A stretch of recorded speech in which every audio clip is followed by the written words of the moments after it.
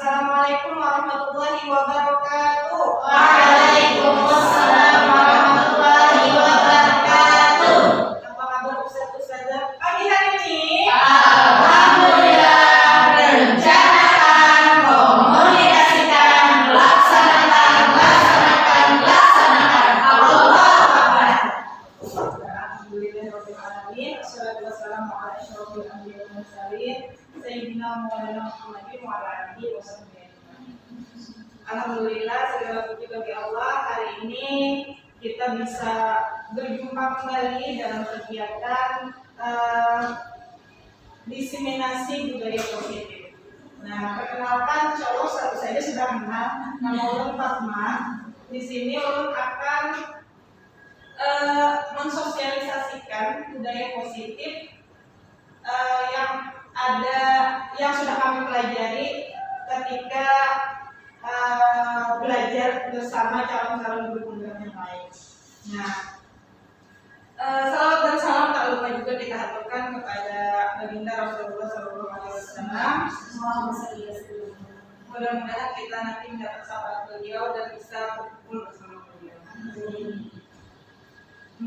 Pertama-tama ulun ucapkan terima kasih atas kehadiran Ustaz-Ustazah yang hari ini bisa meluangkan waktunya untuk ulun dan nanti Ustazah Ardia akan menyambung untuk diseminasi budaya positif ini.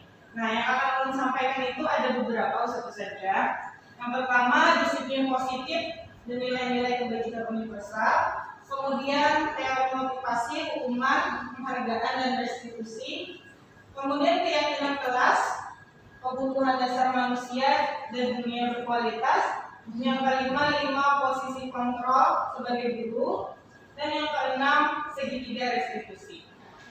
Nah, sebelumnya satu saja sudah berpasangan lah, berdua. Nah, ulun minta satu orang sebagai yang ini, apakah Anda atau B membuka kepala tangan? Oh ya, satu orang nanti menggenggam tangan. Misalnya sudah sana saja Samsia, kemudian saja Mika dan saja Rabi.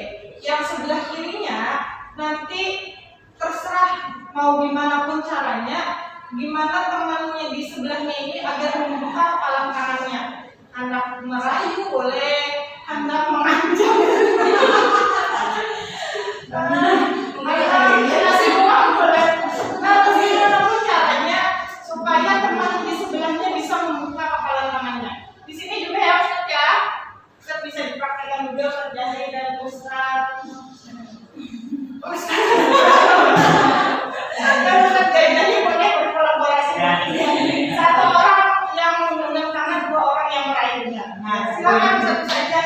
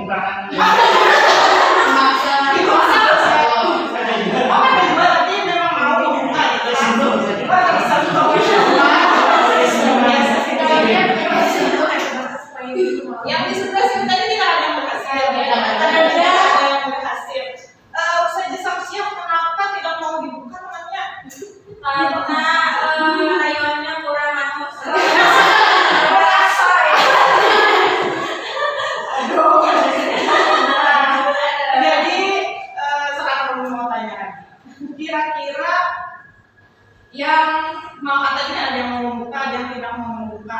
Itu kontrolnya ada di siapa? Ada pada orang yang membuka atau yang tidak? Ada pada orang yang menggenggam tangan atau pada orang yang merayu? Bisa jadi dua-duanya. Bila Kayak mau saja. Iya, mau ya dari. Gimana aja sih?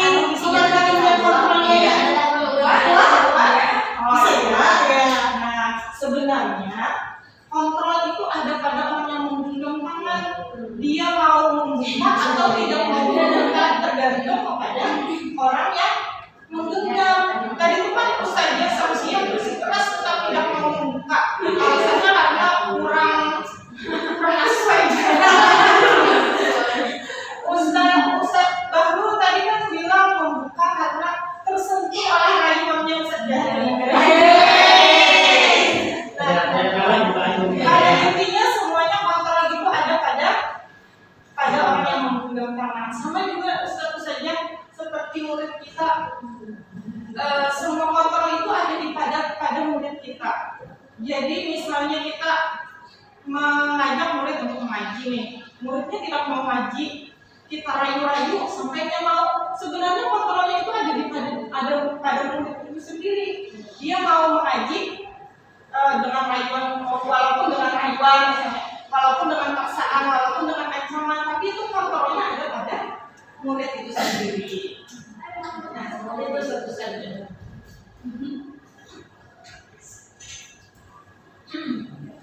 Nih, ada teori kontrol dari Dr. William Glasser, meluruskan beberapa miskonsepsi tentang makna kontrol. Ilusi guru mengontrol murid. Nah, sebenarnya itu tidak benar.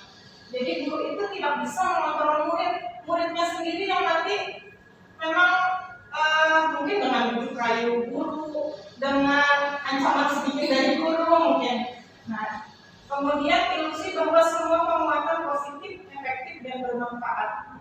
Itu juga belum tentu sebenarnya. Penguatan positif, efektif dan bermanfaat. Kemudian ilusi bahwa kritik membuat orang merasa bersalah, dapat menguatkan karakter. Nah, kemudian ilusi bahwa orang dewasa memiliki hak untuk memaksa. Itu sebenarnya tadi kembali ke kontrol kepada anaknya sendiri. Jadi kontrolnya itu anak mau melakukan itu bisa karena dia terpaksa, bisa juga karena memang ada dorongan dari dalam dirinya sendiri.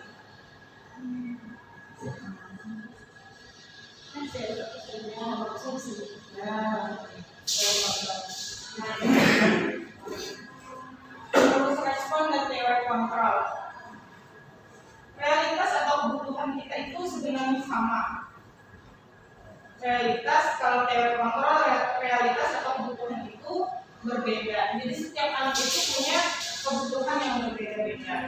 Kemudian semua orang melihat hal yang sama, tapi sebenarnya kalau menurut teori kontrol, setiap orang itu memiliki gambaran yang berbeda. Kalau menurut stimulus respon, kita mencoba mengubah orang agar berpandangan sama dengan kita. Kalau menurut teori kontrol, kita itu berusaha memahami pandangan orang lain tentang dunia. Kemudian perilaku buruk dilihat sebagai suatu kesalahan. Menurut teori kontrol, semua perilaku itu ada tujuannya. Jadi anak-anak melakukan sesuatu, misalnya dia menolak untuk kita suruh menulis, nah dia pasti ada tujuannya. Ada alasannya berarti ya, ada alasannya. Bisa jadi dia kurang di kebutuhan, nanti ada teori kebutuhan yang diperlukan oleh setiap orang. Setiap orang lain bisa mengontrol saya. Kalau menurut teori kontrol, hanya Anda yang bisa mengontrol diri Anda. Jadi hanya diri kita sendiri yang bisa mengontrol diri kita itu. Kita mau melakukan sesuatu atau tidak mau melakukan sesuatu itu tergantung diri kita sendiri. Tapi nanti ada motivasi itu ada dari luar, ada yang dari dalam dirinya sendiri. Kemudian pemaksaan ada pada saat bujukan gagal. Itu menurut stimulus respon. Tapi menurut teori kontrol, kolaborasi dan konsensus menciptakan pilihan-pilihan baru. Jadi nanti akan ada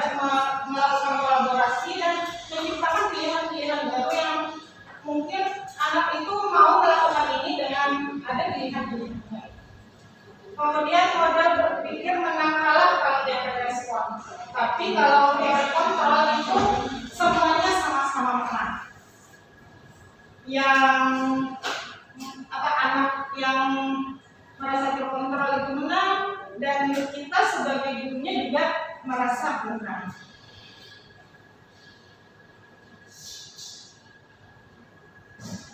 Nah, menurut Ki Hajar Dewantara, disiplin disiplin yang dimaksud adalah disiplin diri yang memiliki motivasi internal. Jika kita tidak memiliki motivasi internal, maka kita memerlukan pihak lain untuk mendisiplinkan kita atau motivasi eksternal, karena berasal dari luar, bukan dari dalam diri sendiri. Nah, cara mendisiplinkan diri kita itu ada di luar, dengan motivasi internal atau eksternal. Kalau eksternal itu tadi bisa dengan bujukan atau hukuman, atau melihat orang jadi termotivasi, itu kan dari eksternal. Sedangkan internal itu kesadaran dari diri kita sendiri untuk mau melakukan. Contohnya aja datang tepat waktu. Mungkin ada sebagian dari kita yang datang nih karena mau datang tepat waktu ke sekolah karena tidak mau ditegur sama kepala sekolah. Kita tidak mau mendapatkan tanda tangan ya. Nah, walaupun cuma semenit 2 menit, nah menghindari seperti itu bisa. Atau mau dapat penghargaan biar bisa dapat emas. Supaya dapat emas bisa dapat ini yang memang terbiasa. Kalau tidak melakukan, kalau perempuan itu merasa tidak nyaman. Nah, itu juga yang seperti itu.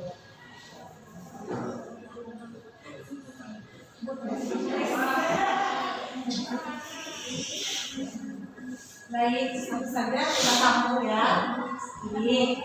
Ini ada satu kasus saja. Sejalia boleh dibacakan Sejalia. Ini Sejalia, silakan.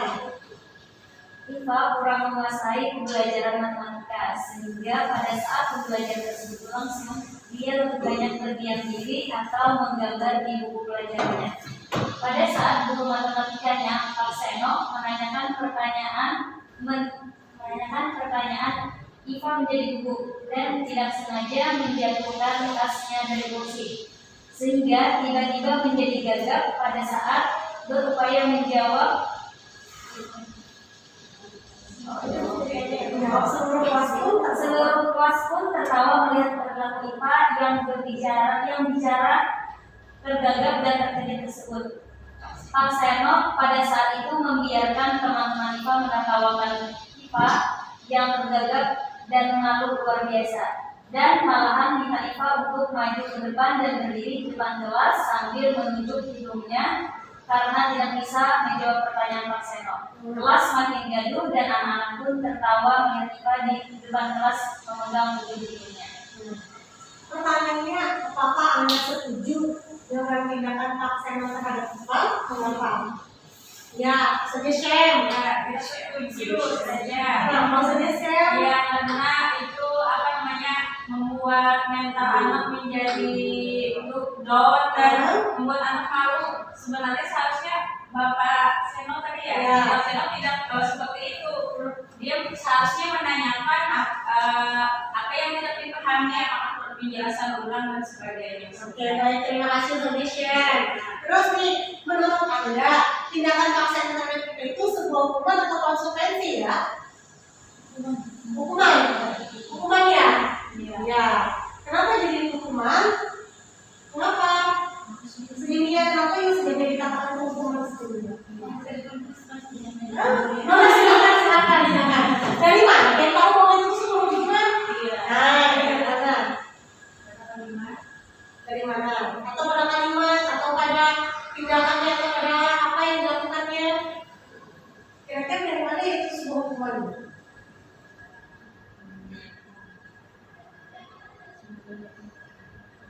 Menurut saya Iya, dari kami dan malah minta Iva untuk maju ke depan dan berdiri di depan kelas menunjuk hidungnya karena tidak bisa menjawab pertanyaan Pak Seno. Oke, baik. Terima kasih semuanya ya. Baik, tadi menurut sini itu adalah hukuman. Jadi pada teori motivasi ya, kita belajar teori motivasi ya. Motivasi anak itu ada 3. 1, dia melakukan itu, anak itu melakukan itu karena ada hukuman. Yang kedua, adanya penghargaan. Ya. Yang ketiga, adanya rasa kesadaran dari dalam dirinya sendiri bahwa si anak itu perlu melakukan. Contoh tadi, datang ke sekolah. Anak datang ke sekolah, takut karena dihukum, bila lambat akan dihukum guru. Itu 1 dari motivasinya. Motivasinya karena dihukum. Kedua, anak turun ke sekolah datang tepat waktu, tidak terlambat, itu karena dihargai, diberi bintang, jadi bisa nomor 1, 2, 3, 4, 5. Saya kan, nah itu kalau penghargaan motivasinya. Yang ketiga, itu adalah motivasi dari dalam dirinya sendiri, bahwa dia harus datang tepat waktu. Nah, jadi untuk 1 teori motivasi tadi kan menghindari ketidaknyamanan. Tadilah anak dihukum, jadi tidak nyaman dihukum. Kemudian lagi yang kedua, untuk mendapatkan imbalan. Ya. Yang ketiga, yang sebenarnya yang bagus itu kan yang sebenarnya dalam diri. Ini mereka ingin menjadi orang yang dapat menghargai dirinya sendiri dengan hal-hal atau nilai-nilai kebajikan tadi yang mereka percaya. Di sini ketika di teori hukuman, mereka itu sebenarnya adalah gagal. Jadi kita mendidiknya itu karena dihukum sebenarnya gagal. Kita sebagai guru nih, ketika anak terlambat, tapi contohnya lah, lalu kita berhukuman, sehingga anak itu merasa dia bahwa dia itu adalah menjadi seseorang yang gagal. Jadi dia tuh merasa terlambat harus jawab, gagal itu kasarnya, anak harus terlambat, maka di dalam dirinya tuh tertanam bahwa dia itu adalah seseorang yang gagal. Nah, sedangkan yang ini yang mendapatkan penghargaan sebenarnya kita sukses. Namun penghargaan itu jangkanya pendek, tidak jangka panjang. Ya, maksudnya mungkin saat dia di sekolah, ya, dia dapat penghargaan, misalnya nih. Tapi nanti ketika dia sudah beranjak dewasa, penghargaan itu tidak ada lagi, maka itu akan menjadi identitas gagal juga. Ya di sini. Nah, penghargaan juga dapat merusak hubungan. Bila ada diberi bintang, yang merajuk gitu kan. Nah, itulah hanya penghargaan tadi. Kemudian penghargaan itu mengurangi ketepatannya, tidak tepat sebenarnya memberi penghargaan itu. Walaupun penghargaannya cuma sekedar bintang ya, memang pada awal-awalnya nih kita di SD ancaman bintang, jujur. Tapi supaya nanti anak-anak itu bisa menjadi motivasi internal di dalam diri, maka kita akan sedikit-sedikit nanti digeser saja.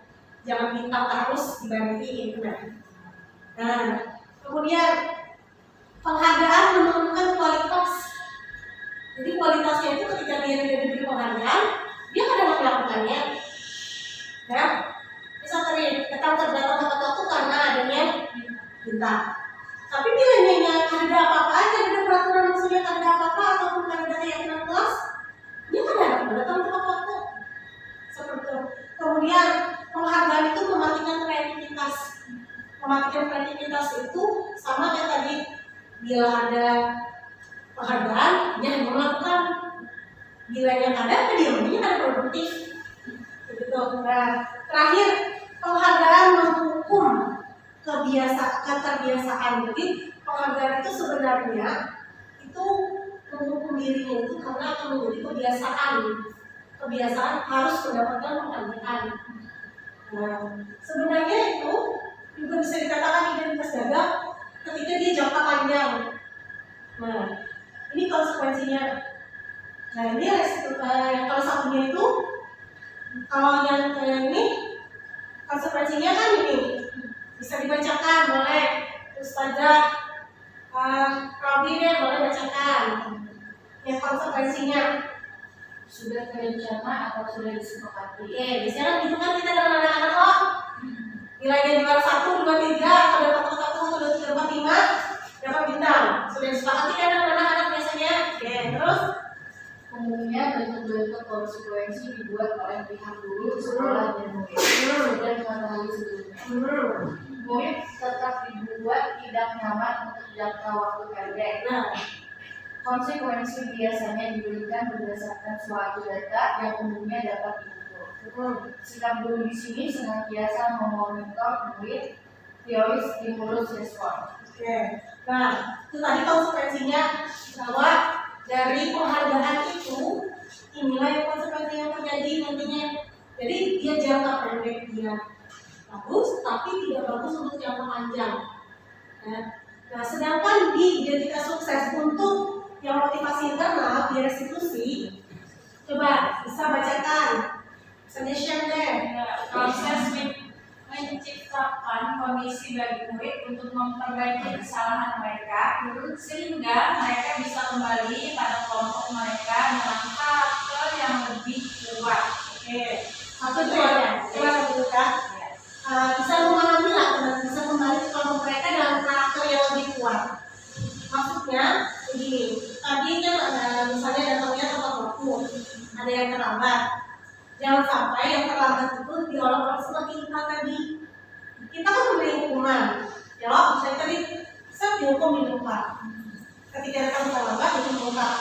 Ketika dia kembali ke kelompoknya atau ke komunitas anak-anak ataupun dengan teman-teman di kelas, jangan sampai dia menjadi seseorang yang gagal tadi. Kalaupun kita berikan restitusi itu kayak segitiga restitusi ya. Bagaimana kita membuatkan identitasnya, bagaimana kita tuh hanya memberikan kita tuh nasihat-nasihat. Kemudian solusinya pun kita tanyakan dengan mereka apa artinya supaya mereka tidak terlambat lagi. Jadi dicari sampai ke akarnya. Oh, kenapa datang terlambat? Karena bangunnya lambat saja. Kenapa begitu bangun terlambat? Karena begadang saja. Kenapa jadi sampai begadang? Karena main game saja. Nah, itu kan sampai ke akar-akarnya menanggung itu. Karena cuma sekedar datang terlambat saja karena bangunnya lambat. Sampai situ aja karena bangunnya lambat. Nah, tapi kita menanyakan sebagai guru, kita tanyakan sampai akar-akarnya lah gitu. Sehingga ketika akar permasalahannya itu ketemu, nah berarti solusinya bagaimana?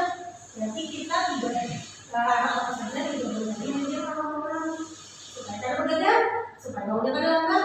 Nah seperti itu. Sehingga setelah kita menanyakan ketidak-tidak, kita tidak memberikan hukuman ataupun kita tidak memberikan penghargaan, sehingga anak itu akan kembali ke kelompoknya ataupun dengan teman-temannya, tidak ada rasa kekecewaan, tidak ada rasa bersalah dengan teman-temannya, tidak minder dengan teman-temannya. Nah, inilah maksudnya lagi kembali dengan karakter yang lebih kuat dengan teman-temannya. Oke, boleh sejauh bisa deh, kamu. Proses kolaboratif yang mengajarkan mereka mencari solusi masalah. Nah, ini tadi yang mencari solusi ke masalah mereka. Si A tadi bangunnya datang ke sekolah terlambat, bangunnya lambat karena begadang, karena main game. Nah, masalahnya berarti misalnya, masalah akalnya berarti main game. Berarti memang kita carikan bukan kita ya, tapi kita mengajarkan kepada anak mencari solusi. Solusinya supaya ada dalam kehidupan sekolah. Nah itu. Kemudian lagi boleh bantu lagi. Ustazah lihat lagi.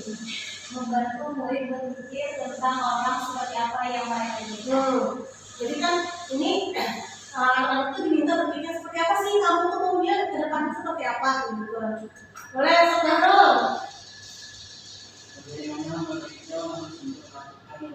Nah, bagaimana mereka harus memperlakukan orang lain, seperti itulah juga mereka memperlakukan dirinya.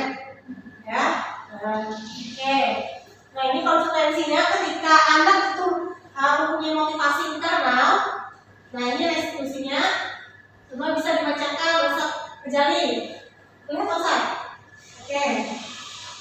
Ciri-ciri restitusi bukan menghapus kesalahan, namun belajar dari kesalahan. Nah, jadi anak tadi belajar dari kesalahannya, ya, akan menebus kesalahannya. Oke, Ustaz. Restitusi memperbaiki hubungan. Jadi restitusi itu memperbaiki hubungan. Jangan kita menyanyi anak kok. Akhirnya kan anakku karena harus suka dengan kita. Misalnya ini penyanyikan dia, misalnya penyanyikan dia. Nah, dengan melakukan restitusi tadi, dapat kita mencarikan bukan kita sebenarnya anak sendiri yang mencari solusinya. Kita pun hanya membantu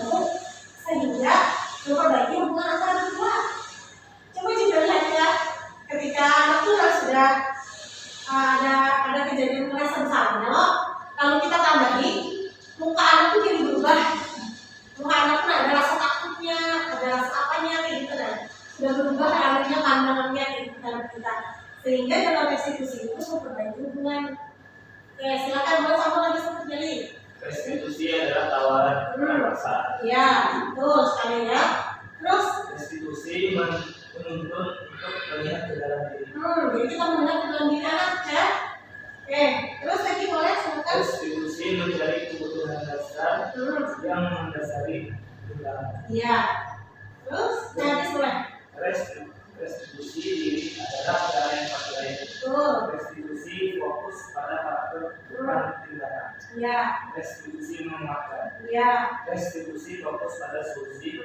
Restitusi mengembalikan untuk Kemudian, boleh. mengembalikan murid yang berbuat salah pada Tuhan. Nah, jadi mengembalikan anak itu dalam kelompok itu katanya tetap belajar dengan senang. Ketika meskipun dia kalau kita berkata kita kan namanya manusia pasti akan membuat kesalahan, ya. Tapi bagaimana satu solusinya, bagaimana kita memecahkan masalahnya, sehingga orang yang sukses itu adalah orang yang bisa mempunyai visi di dalam dirinya, gitu. Oke.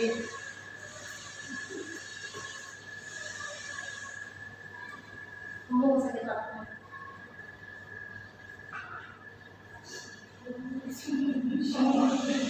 Kemudian di sini lagi mengenai dunia yang berkualitas, maksudnya dari yang motivasi tadi, kita sebagai guru kita punya hubungan kan antara murid dan guru kan, kita saling berinteraksi mengenai, sehingga sebenarnya kita sebagai guru ini di kurikulum mereka belajar sekarang diminta apapun istilahnya paradigma baru kita adalah memerdekakan murid, ya, memerdekakan murid sehingga tumbuh dan kembangnya sesuai kodratnya, kodrat alam dan kodrat zaman saja.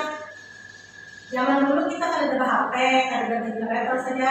Nah, zaman sekarang sudah ada internet, ada HP. Masih ingat judulnya saja HP yang bukunya kemarin apa saja? Murid, guru, apa? Pasang status berdiri kan? Apa kemarin ya? Murid apa?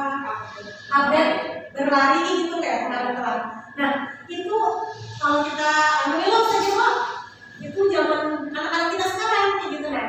Makanya di sini diminta tumbuh kembangnya sesuai kodratnya.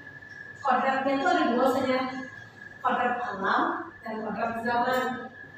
Jadi kodrat alam itu sebetulnya diminta satu dari dihajar yang baru itu kodrat alam itu kita ini tinggalnya itu berbeda-beda. Kita tinggal di daerah perkotaan pasti akan berbeda dengan orang-orang yang tinggal di pedesaan, orang-orang yang tinggal di pantai atau di gunung. Kita saja anak-anak kita ini berkata tuh perlu mengajari life skill saja Pak. Aku di kampung saja, sekolah di pedesaan kan perlu lagi mami life skill tuh. Karena apa? Karena ini di rumah sudah bisa. Iya. Karena kan perlu lagi kita mengajarinya. Beda lah saja. Nah, itu sesuai kodrat alamnya saja. Dan itu saja kan berkata pelajaran benar. Berkata tuh di sekitar kita ini aja. Maksudnya sekitar kita ini, wilayah kita ini termasuk daerah apa perkotaan. Maka ajarkan sesuai dengan perkotaan. Alamnya kan, bentak alamnya kan. Ajaran seperti kota. Jangan berkata kita tuh menjangkau terlalu jauh ke daerah pantai, sedangkan ini kan orang di pantai, berkata kayak gitu.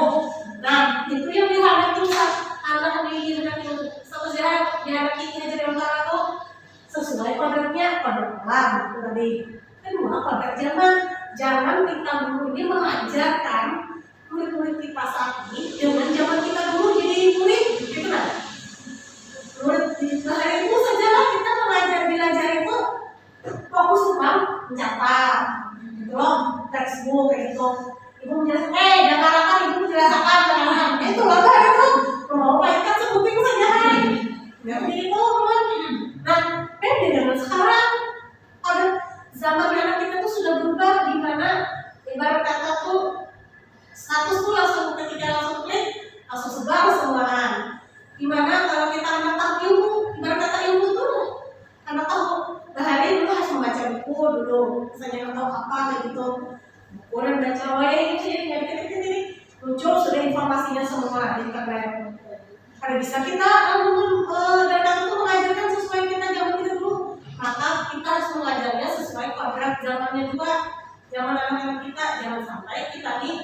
istilahnya apa ya, melalui pada zaman ini kayak itu. Nah, ada berhasil kita mengajarinya karena kan sesuai dengan zaman ini.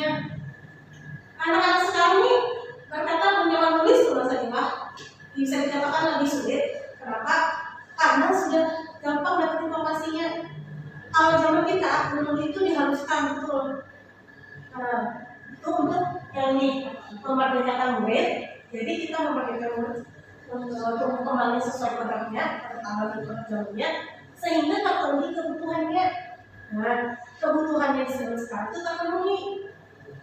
Ya, kemudian sehingga tujuan akhirnya itu dunia menjadi berkualitas, di mana anak-anak itu menghargai nilai-nilai kebajikan. Kayak tadi nilai-nilai kebajikan itu saja kayak anak tertib. Contoh kita buat aja lah, sholat tertib, sholat di masjid, sholat itu tertib, itu nilai-nilai kebajikan tertib.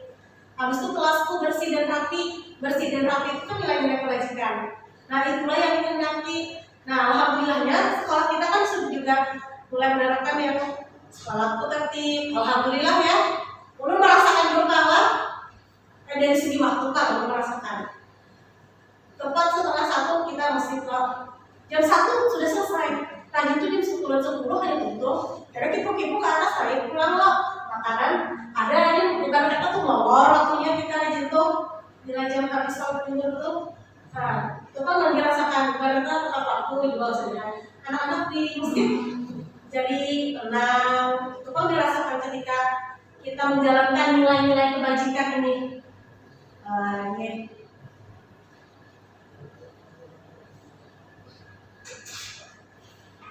Sama satu saja lah. Jadi untuk kita bisa melaksanakan budaya positif itu dari lingkungan yang paling kecil dulu. Misalnya dari kelas kita sendiri, kayak satu saja Al-Quran kan bisa dari kelompok mengajinya. Jadi kita bisa melakukan atau membuat peraturan dulu, peraturan di kelompok kecil kita atau di kelas.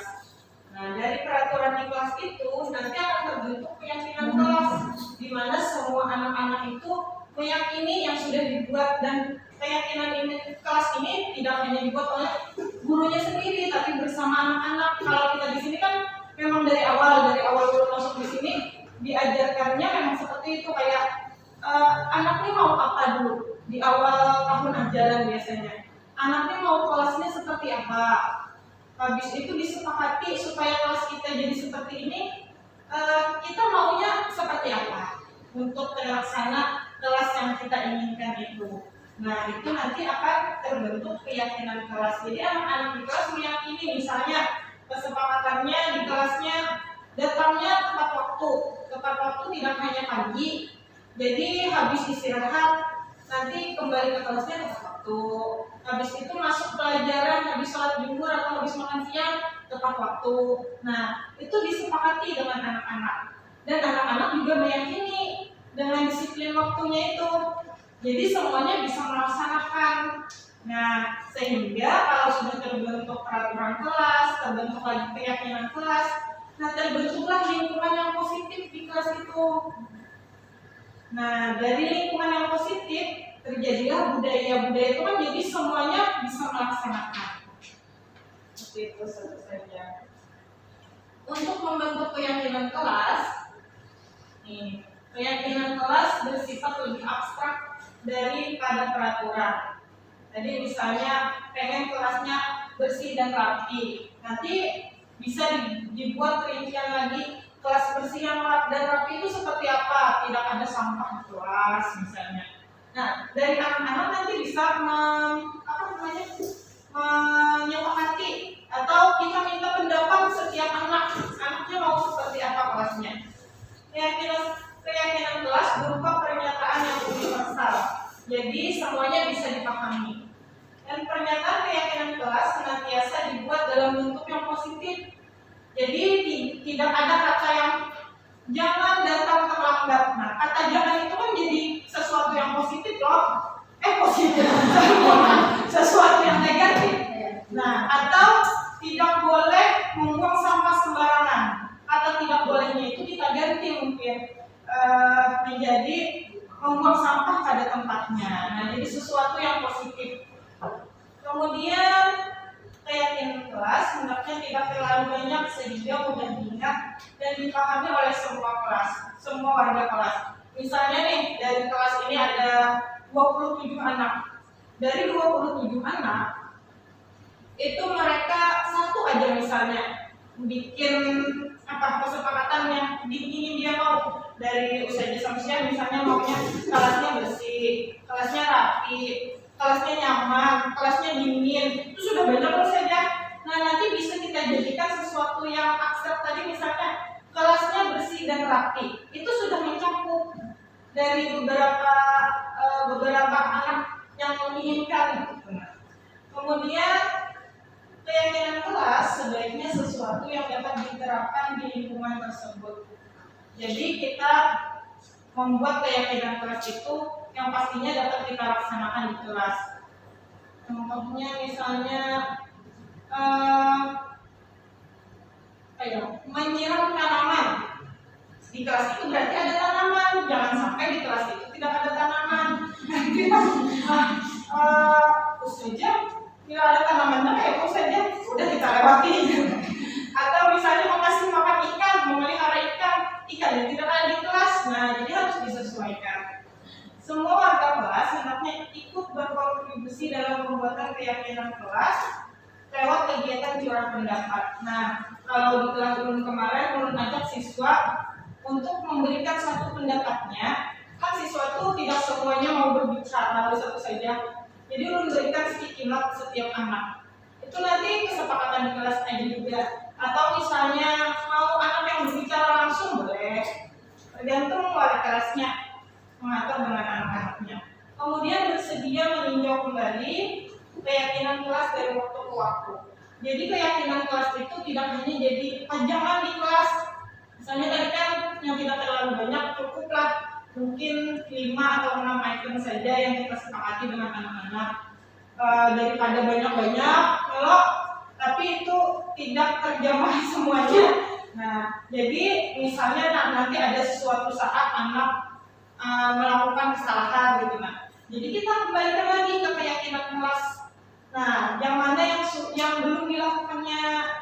Nah, itu bisa meninjau kembali keyakinan kelas dari waktu ke waktu. Jadi tetap dievaluasi keyakinan kelas itu, mana yang mungkin belum pernah dilaksanakannya atau yang masih sering dilanggar oleh anak-anak. Nah, nanti itu bisa didiskusikan lagi gimana caranya supaya keyakinan kelas itu bisa terlaksana.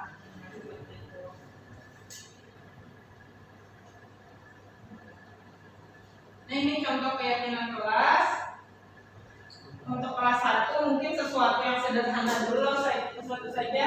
Jadi setiap anggota kelas perlu belajar. Nah, itu keyakinan anak-anak.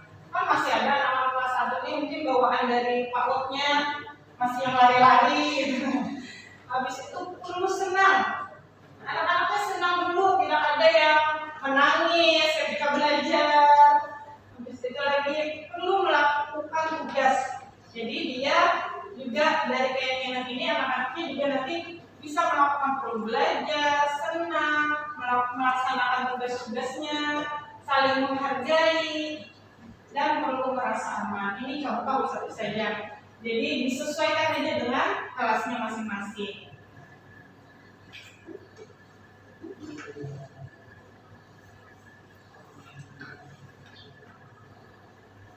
Nah, ini contoh kasus ya, tentu saja.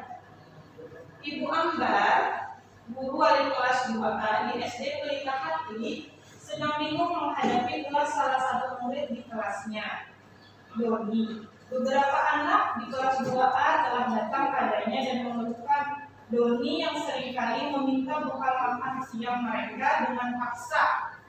Jika Anda menghadapi situasi seperti Ibu Ambar, apa yang kira-kira Anda lakukan? Menurut Anda kira-kira apa alasan Doni melakukan itu? Nah, siapa mau berpendapat? Kira-kira? Kalau Ustaz baru jadi Ibu Ambar, kira-kira apa yang Ustaz lakukan? Menyanyi Doni gak sah. Menyanyi Doni gak sah.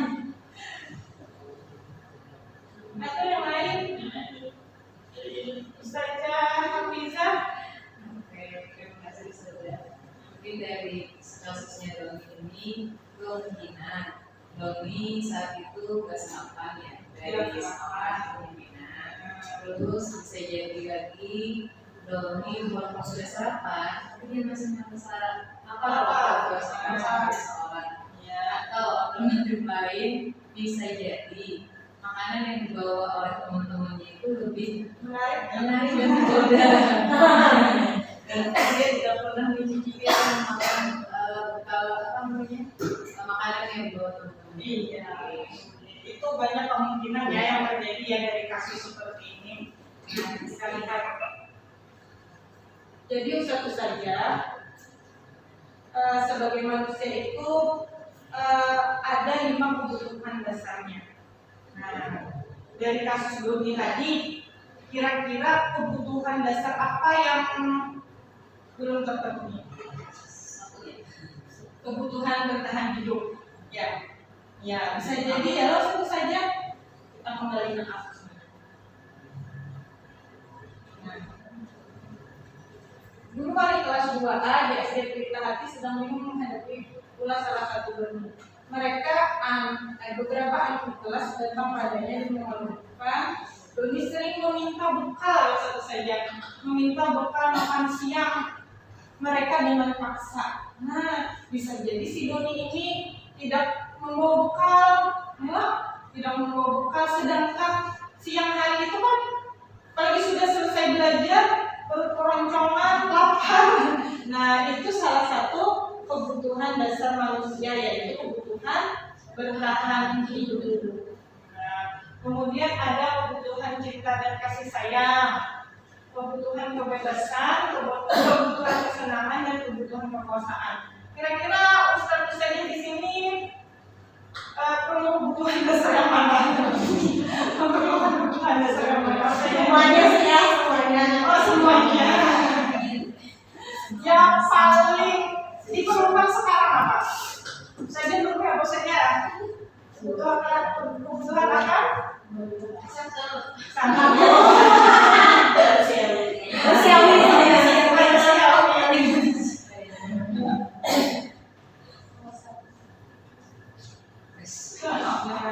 Kebutuhan bertahan hidup adalah kebutuhan yang bersifat fisiologis untuk bertahan hidup.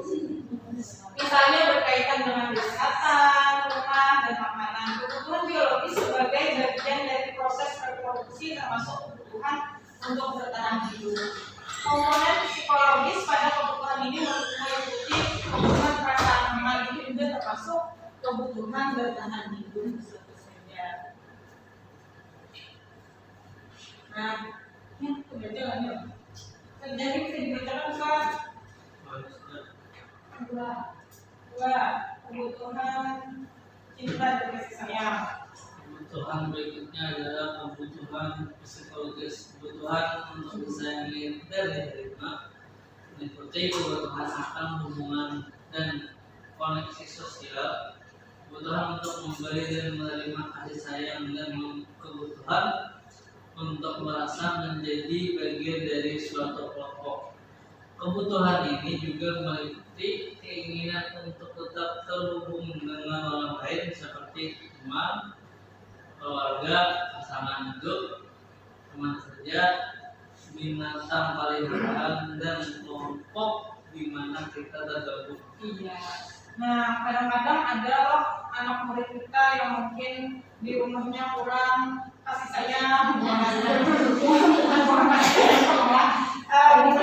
berperhatikan oleh orang tuanya. Jadi di kelas itu nanti dia membuat sesuatu yang bikin ustaz-ustaznya memperhatikannya. Nah, itu kemungkinan besar dia memerlukan kebutuhan cinta dan kasih sayang ustaznya yang suka ditegur sama ustaznya.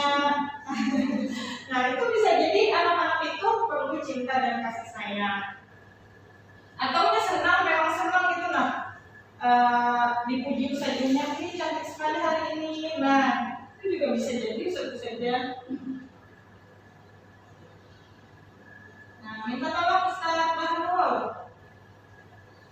Yang ketiga, Iya, kebebasan.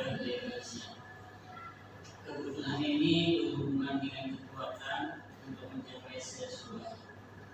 menjadi kompeten, menjadi terampil, diakui atas prestasi dan kemampuan kita. Dikenalkan dan memiliki rasa harga diri. Kebutuhan ini meliputi keinginan untuk dianggap berharga, bisa membuat perbedaan, bisa membuat pencapaian kompeten, diakui dan dijunjung tinggi. Kebutuhan ini berhubungan dengan kekuatan untuk mencapai sesuatu. Nah, ini salah satu kebutuhan yang ada pada manusia juga. Kemudian yang keempat, kebutuhan akan kesenangan. Kebutuhan untuk bebas, untuk harganya satu saja. Kebutuhan untuk bebas adalah kebutuhan untuk akan kemandirian, otonomi, memiliki pilihan dan mampu mengendalikan arah hidup seseorang. Anak-anak dengan kebutuhan kebebasan yang tinggi, kalau saja menginginkan pilihan, mereka perlu banyak bergerak, suka mencoba dan tidak perlu terpengaruh orang lain dan senang mencoba hal-hal baru yang menarik. Jadi kalau anak misalnya di kelas lari, bisa jadi kebutuhannya dan kesenangannya belum terpenuhi. Nah, jadi bagaimana kita kira-kira membuat supaya anak tuh tetap bebas gitu di kelas dengan inovasi-inovasi pembelajaran yang ada. Makanya kemarin kita ada diajari pembelajaran terdiferensiasi. Nah, di situ mungkin salah satunya untuk memenuhi semua kebutuhan anak di sini. Kemudian yang terakhir kebutuhan akan kekuasaan. Tolong sosial. Kebutuhan akan kesenangan adalah kebutuhan untuk mencari kesenangan. Sebenarnya selalu bermain dan tertawa, kesenangan. Oh iya, betul. Kan yang harusnya kesenangan. Lanjut ya. Bayangkan diri itu tanpa kenikmatan apapun, betapa menyedihkan. Blase menghubungkan kebutuhan akan kesenangan dengan belajar. Semua hewan dengan tingkat intelijensi tinggi, anjing, lumba-lumba, primata dan lain-lain, bermain. Saat mereka bermain, mereka mempelajari keterampilan hidup yang penting. Manusia tidak berbeda. Terima kasih. Jadi 5 kebutuhan dasar ini, misalnya ada anak yang berperilaku di luar sesuatu yang mungkin menurut kita kurang wajar, bisa jadi anak itu masih kurang dalam dari 5 kebutuhan dasar ini, entah itu kebutuhan untuk bertahan hidupnya, cinta dan kasih sayangnya, kebebasannya, kesenangannya, ataupun kekuasaan. Jadi kita itu tidak semerta-merta kayak yang contoh kasus Pak Seno tadi ya, tidak semerta-merta langsung menghukum kepada anak. Tapi mungkin kita bisa mencari tahu kenapa anak bisa melakukan itu. Kemudian kita cari tahu akar masalahnya. Sampai nanti kita minta anak sendiri untuk menemukan solusi dari masalahnya itu. Kita mungkin bisa mengarahkan aja dengan bertanya atau memberikan penguatan-penguatan kepada anaknya.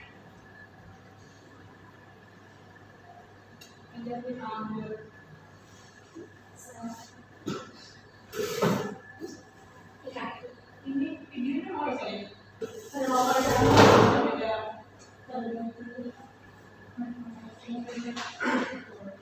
dilanjutkan slide lagi. Kita langsung saja. Nah, langsung saja. Ini adalah 5 posisi guru. 5 posisi guru kita di sekolah. Apakah kita sebagai guru yang oke? Apakah kita sebagai guru pembuat merasa bersalah terhadap anak? Apakah kita sebagai temannya anak? Apakah pemantau atau manajer? Ya. Jadi satu saja 5 posisi kontrol guru ini. Yang pertama penghukum. Bisa dibacakan setiap hari. Atau setiap hari? Guru yang menerapkan posisi penghukum akan berkata, "Patuhi aturan saya." Tentu tidak. Kamu selalu saja salah, selalu pasti selalu yang terakhir cara ada pembelajaran bisa belajar itu cara dia Nah, aku separuh, pakai kopian ada, separuh banget. separuh. Separuh ada, alhamdulillah separuh ada. Nah, ini adalah posisi guru sebagai penghukum. Biasanya ini terjadi ketika anak itu sudah rancang pada melakukan kesalahan yang sama, lalu gurunya itu berkata-kata seperti ini, istilahnya memaksakan atas kehendak yang guru lakukan. Padahal itu tadi suatu ilusi yang tidak dikontrolkan saja. Nah, yang kedua adalah kita sebagai guru membuat rasa bersalah terhadap anak. Nah, coba siapa yang membacakan? Seni suaranya silakan. Kata-kata yang keluar membuat akan berarti itu sangat kecewa sekali dengan kamu.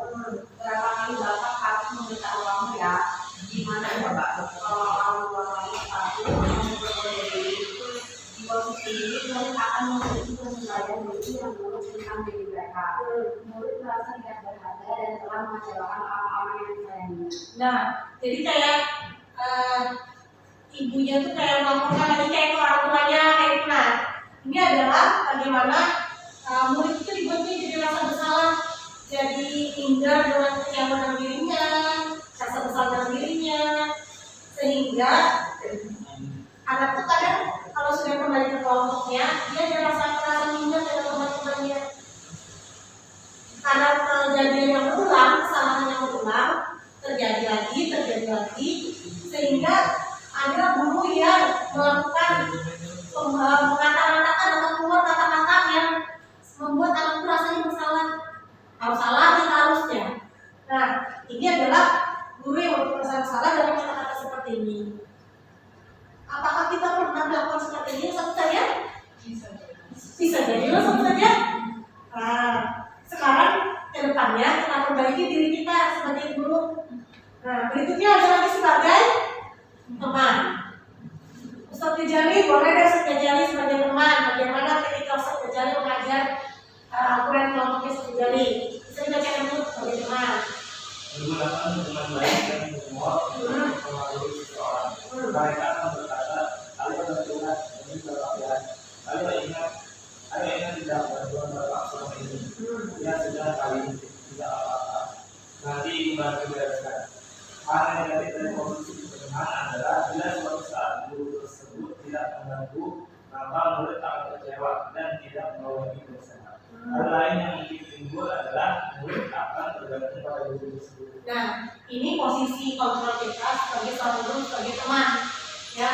Mungkin kamu saja sebagai temannya, tapi ada yang barang-barangnya lagi. Barang-barangnya ada negatifnya. Sama seperti tadi ketika menerima penghargaan, jangka pendeknya baik, jangka panjangnya tidak. Sama seperti ini. Ketika posisi kontrol guru kita sebagai teman, ya, bagus ya, kawan, anak-anak, tapi ada hal negatifnya. Negatifnya yaitu kalau suatu saat guru itu tidak bantu lagi dengan muridnya, atau kita tidak membantu dengan anak-anak kita, maka ada rasa kecewa dalam diri anak-anak kita. Kemudian kayak ada ketergantungan gitu.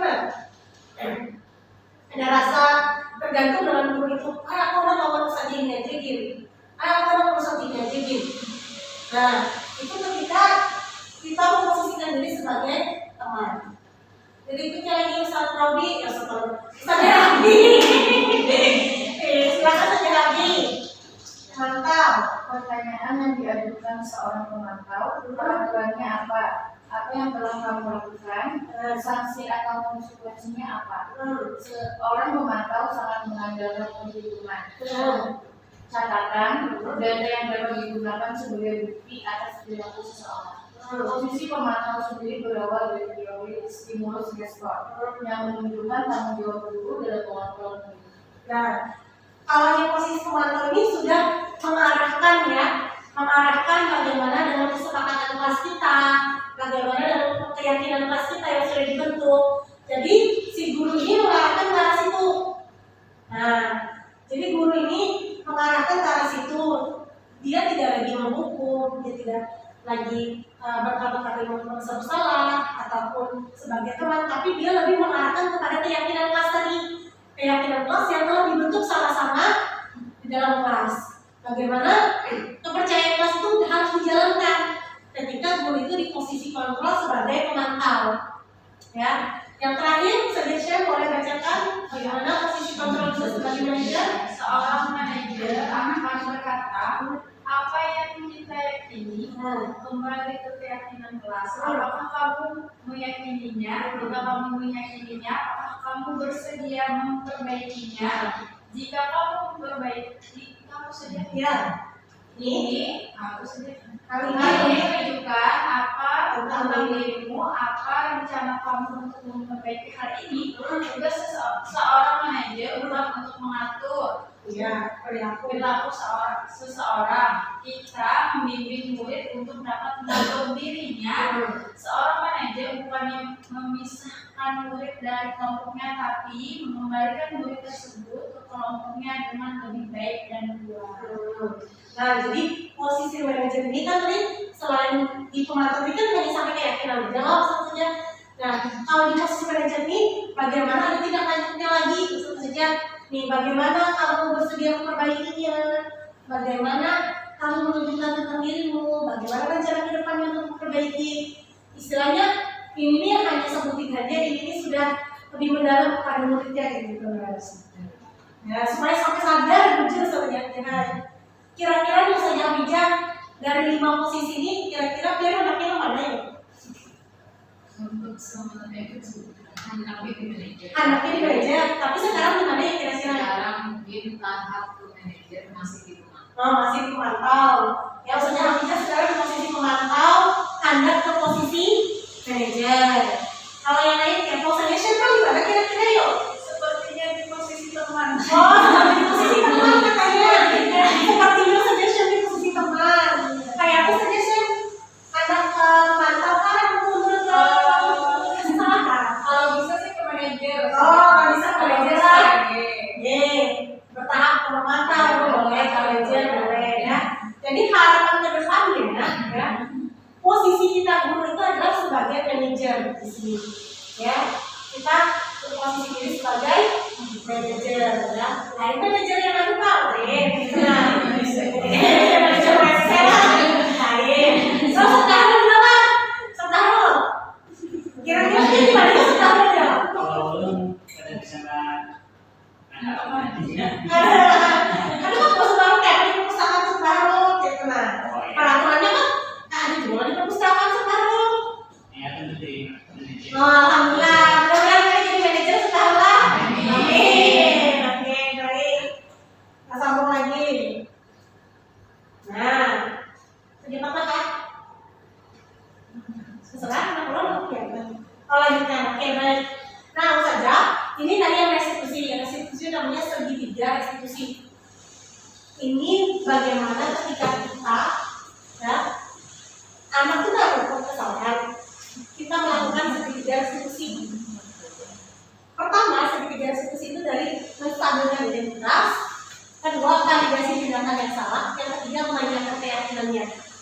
Tadi kan sudah ada posisi kita sama manajer loh. Nah, restitusi itu yang pertama, menstabilkan identitas. Baik, Bapak kira apa yang kamu lakukan sebenarnya juga pernah dilakukan oleh orang lain. Ketika anak membuat kesalahan, ya, jangan langsung disaliti. Ya, jadi sini namanya menstabilkan identitasnya. Artinya, nah, semua orang pernah salah. Kalau pernah melakukan kesalahan pasti. Nah, itu namanya menstabilkan identitas. Nah, jangan langsung disaliti. Bapak juga dulu pernah tidak bersungguh-sungguh dalam belajar. Namun, tentunya kalau kita berbuat salah harus diperbaiki. Nah, itu sedikit pertama stabilitas. Yang kedua, alasannya tanyakan validasi tindakannya. Kenapa kamu mengganggu teman misalnya? Kenapa kamu datang terlambat? Tanyakan alasannya kamu melakukan tindakan itu. Jadi kita sebagai guru menanyakan tindakannya yang tindakan yang dilakukannya, tindakan salah itu. Kemudian adakah cara lain yang lebih efektif untuk dapat mendapatkan atau memenuhi apa yang kamu butuhkan? Kan tadi ada 5 kebutuhan dasar manusia tadi. Anak tuh Nah, rancak mana mengganggu kawannya? Atau tadi yang kejadian kayak Doni tadi, rancak mana memintai makanan kawannya? Pertama, sambil meditasi diri. Kan Bapak boleh diminta, tapi sekali-kali jangan boleh. Itu kan sampai identitas. Yang kedua, validasi tindakannya saat kamu kerancakan meminta makan, itu kan boleh. Nah, itu tahu validasi tindakan yang salah. Nah, cara yang efektif kayak apa itu? Supaya kalau dia makan kayak orang tua, apa caranya? Nah, misalnya bawa dari rumah kayak gitu. Kemudian lagi menanyakan keyakinan kelas kita. Bagaimana keyakinan kelas kita? Keyakinan kelas itu hampir mirip dengan peraturan. Nah, bagaimana tindakan itu? Baik, kalau sudah tahu bahwa itu salah, selanjutnya Bapak ingin tahu kelak kamu itu menjadi orang seperti ini terus atau tidak? Apakah kamu sudah punya bayangan nanti kamu ingin menjadi seperti apa ke depannya? Jadi carikan solusinya, bukan kita sih carikan. Kita tanyakan dengan anak juga. Jadi anak juga yang mencarikan solusi terhadap permasalahannya. Jadi, nah ini berhubungan dengan keyakinan kelas. Habis itu kembalikan lagi dengan anak. Kayak apa ini solusinya? Ketika kita melakukan kesalahan, ketika kita ada berbuat salah atau hal yang tidak sesuai dengan keyakinan kelas kita, apa yang harus kita lakukan solusinya? Jadi segitiga restitusi ini ya mengembalikan istilahnya anak berbuat salah, kita kembalikan juga dengan anak tuna mencari solusinya. Ada kita dulu yang mencarikan, kita ini hanya membantu menggali permasalahan, membantu bukan mencari, membantu supaya anak tuh tahu menemukan solusinya. Nah seperti itu untuk segitiga restitusi.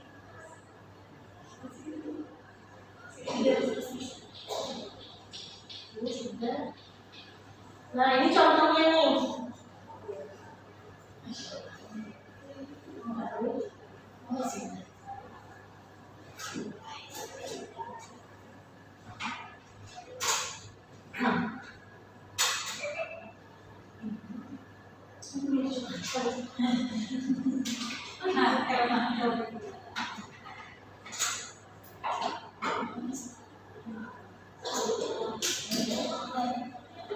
The Bluetooth device is ready to pair.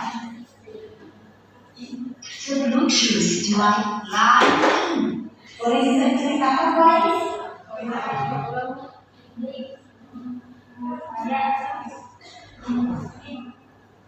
Oh, majikan mengganggu Wais ketika miskin.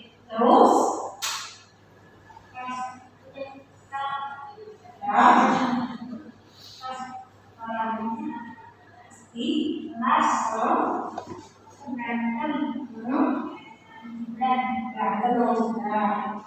Berantemnya seperti apa? Begini, siapa Wais kan?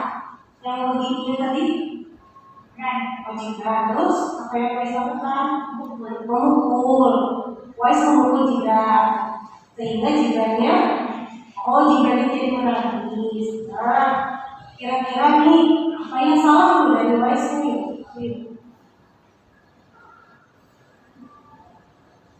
Teman ya memukul kamu.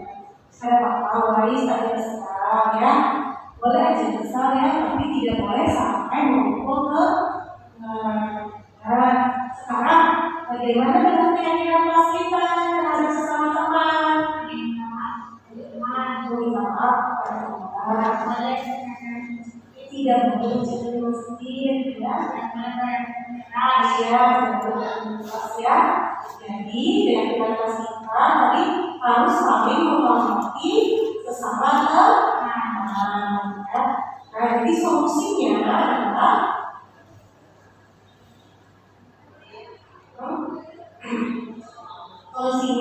supaya Gibran dan Wais bisa berteman lagi, bagaimana solusinya? Oh iya, nanti minta maaf ya. Wais nanti minta maaf kepada Gibran ya. Nah ini itu saya harapkan keyakinan kelas kita mengenai saling menghormati dengan teman dan tidak beragam lagi dan juga membantu kesalahan meminta maaf bisa mulai dijalankan ya. Baik, terima kasih ya guys ya. Assalamualaikum.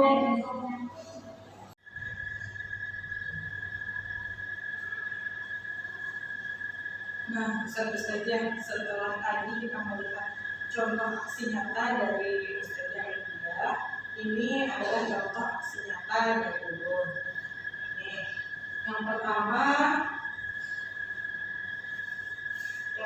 yaitu membuat kesepakatan kelas. Jadi ini adalah gambar ketika anak-anak menandatangani keyakinan kelas yang sudah dibuatnya. Nah, ini keyakinan kelas yang sudah ditandatangani oleh anak-anak.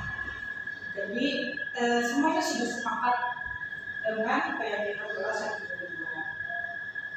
Nah, ini keyakinan kelas yang sudah disepakati oleh kelas Mukasyifah, yaitu yang pertama disiplin waktu, bersih, rapi dan nyaman, bicara yang sopan, jujur saat ulangan, kemudian rukun dengan siapa saja. Kemudian, nah, jadi setelah keyakinan kelas tadi sudah disepakati, sudah saja Ulun bikin kelas itu menjadi 3 kelompok dan anak-anak membuat poster untuk bisa ditempel di kelas atau tulisan tentang keyakinan kelas itu sendiri. Nah, dari 3 poster itu terpilih 1 poster yang disepakati anak untuk ditempel di kelas. Nah, ini saja bisa dilihat di sini. Nah, kalau tadi tentang keyakinan kelas, ini contoh penerapan segitiga restitusi yang sudah dilaksanakan. Kita bisa simak sebentar ya, saja.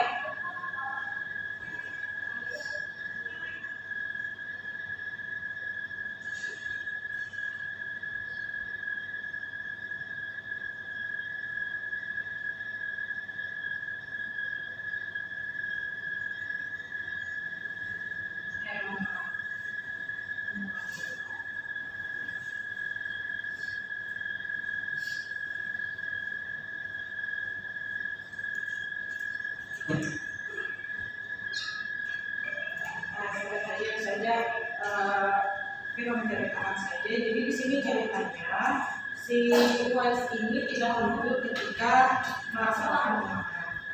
Nah, Ulun menanyakan alasannya, kemudian menstabilkan identitas di situ bahwa Ustazah itu juga pernah melakukan hal demikian. Kemudian menanyakan apakah perbuatannya itu sudah benar atau salah.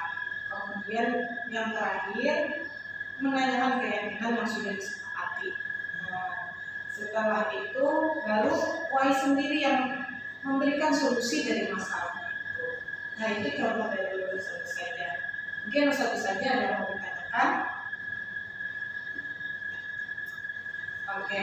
Nah, demikian Ustazah saja diseminasi disiplin positif dari Ulun dan Ustazah Ardia. Mudah-mudahan bisa bermanfaat. Nah, satu saja itu tadi kita mulai senjata ini tadi. Ulun bisa mendapat gambaran bagaimana tentang perasaan aja deh, salah satu dari sini kan ada refleksi nih. Refleksinya bagaimana perasaan diam ya setelah melihat berbagai senjata mengenai disiplin positif tadi. Boleh Ustazah Mia, boleh deh bagaimana perasaannya setelah mengetahui tadi disiplin positif ya. Nah, bagaimana Ustazah Mia? Ya, alhamdulillah saya kalau kelasnya rasa banyak ilmu yang baru kami dapatlah, apalagi tadi masalah murid sama guru, bahwasanya kontrol sebenarnya itu ada di murid bukan di guru. Kadang-kadang seorang ini bisa hilaf dengan anak anak seorang kepada murid, padahal kan banyak namanya tuh beda-beda dengan muridnya. Terus yang masalah apa tadi pada positif yang disiplin, intinya kontrol yang dapat mengontrol diri kita sendiri adalah diri kita sendiri, bukan orang lain. Iya, Yang kita lihat. iya, terima kasih sejatinya. Tepuk tangan tentunya. Satu lagi, Saudara. Kayak apa perasaan dia tadi setelah melihatnya senjata kami tadi mengenai sisi positif Saudara. Kami berbagi dengan Pian Saudara dan perasaan Pian. Ya sangat luar biasa ya. Saya tahunya kan di perpustakaan aja. Saya melayani siswa di sana. Ternyata di dalam kelas ini saya mendapatkan ilmu yang luar biasa. Apa Apa nih? Banyak tadi punya Saudara. Karena ilmunya yang bisa diterapkan. Luar biasa saja. Ada lagi yang memberikan pendapat? Bagaimana perasaannya? Saya bija. Masya Allah. Tadi berurusan sudah. Terima kasih, alhamdulillah bergabung di sini luar biasa, mendapatkan ilmu yang luar biasa. Mungkin sebelumnya kita tidak pernah melakukan yang namanya restitusi tapi ya tujuan kita semuanya pastilah yang terbaik untuk anak-anak, dan pastinya sebagai guru janganlah janganlah bosan untuk belajar. Betul sekali. Oke, insya Allah itu. Terima kasih atas itu. Terima kasih sejatinya. Ada lagi yang mau memberikan reaksi mengenai pendapatnya tadi? Oh, di samping ya, Kak? Iya. Oh, karena udah habis itu nama saja Syambe bagaimana? Terima kasih Ustazah. Ilmu ini sangat luar biasa saja bisa kita terapkan kepada anak-anak kita, khususnya Ulun sebagai guru bahasa Arab di kelas ya. Tadi Ulun sebagai teman saja di sana membimbing anak, dan sebenarnya kan seharusnya sampai manajer ya saja. Dari sini mungkin saya akan mengetahui kan tahap-tahapnya seperti apa, mungkin nanti lebih menerapkannya lagi saja. Baik, terima kasih Oke, ini saja mungkin ada yang mau ditanyakan, silakan saja. Ini silakan Sudah. Yang tadi yang tanyakan, itu kadang-kadang kita ada ketemu dengan anak-anak perempuan biasanya. Iya, Kelas 6, kelas 5. Ada saatnya mereka itu putus saja. Jadi seorang tuh hendak mengajarkan sesuatu itu susah.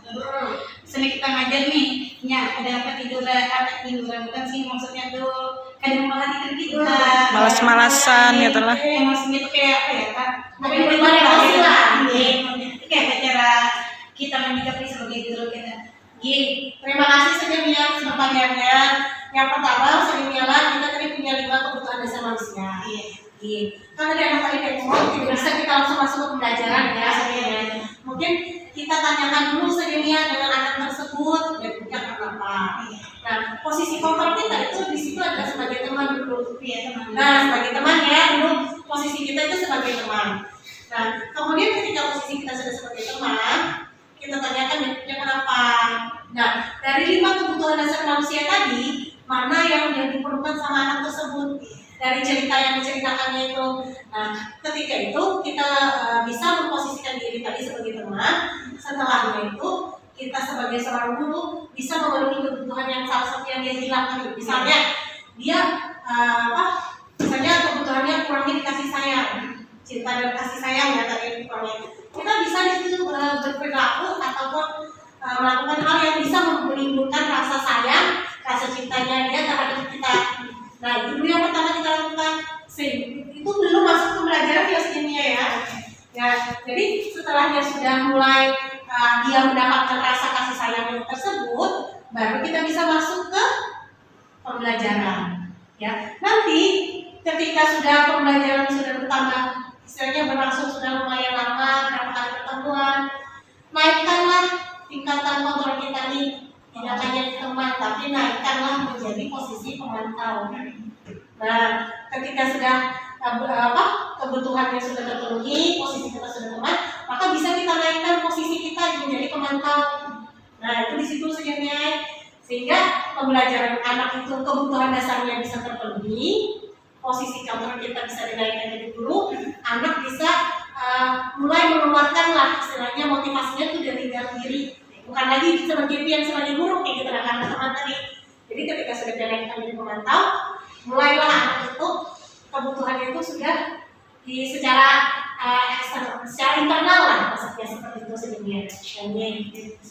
Jadi lanjutannya saja. Oke, silakan sedemikian apa sedemikian.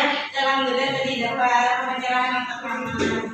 Nah, kalau kami itu kan kadang-kadang waktu itu kan sudah ditentukan saja. Jadi tidak boleh kayak misalnya banyak-banyak menghadapi anak dapat ini, dapat ini, karena sudah ada jamnya tuh. Jam ini waktunya dekat, jam ini waktunya dekat, jam ini. Dan itu tuh full 1 jam tuh. Nah, itu kayak menentukan meluangkan waktu kan, waktu ya Pak gitu. Oke, baik, terima kasih sebelumnya. Sama juga Bella, kami pun juga di kelas kan gitu kan, istilahnya kalau nyamannya itu kan berduaan aja kayak pada. Nah, mungkin cari misalnya kalau misalnya sedikit 1 jam lah, 10 menit terakhir ya, anak-anak bubarkan dulu yang sudah ada, yang pandiri nasi itu tadi. Nah, itu kan salah satu anunya lah, salah satu caranya adalah itu. Kami pun juga di kelas kan punya jadwal sama loh, saya misalnya ini anak pun juga punya jadwal yang sana tuh.